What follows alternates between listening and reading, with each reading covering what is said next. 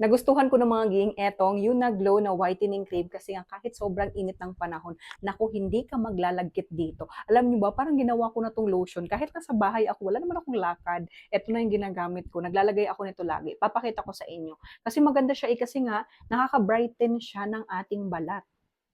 At ang gaganda din talaga ng ingredients nito. Eto lang yung lalagyan natin na part, dito sa kabilang braso lang, tapos papakita ko sa inyo yung difference sa isa nating braso na hindi natin lalagyan. Lalong-lalo kung naghahanap kayo ng ganitong lotion, kasi maganda 'to lalo kung may event kang pupuntahan, para alam mo 'yun, ang glowing-glowing ng balat mo. Tapos hindi nila alam, ano lang pala 'yun, glow lang pala yung nilagay mo.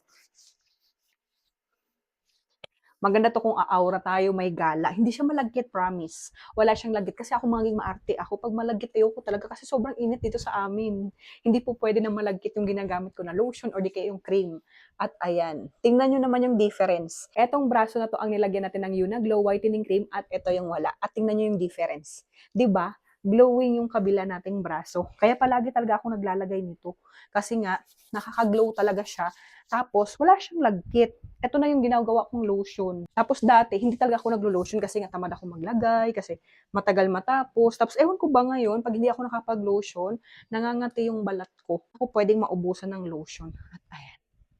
O, di ba? Ang glowing na ng ating braso. Maganda nito gamitin mga ginha kung meron kang event na pupuntahan, tapos may gala ka, kasi ang healthy-healthy ng balat natin. Tapos meron na pala itong placenta, meron na siyang glutathione, dragon blood extract, tapos nakakatulong siya para ma-brighten at mapalambot yung ating balat.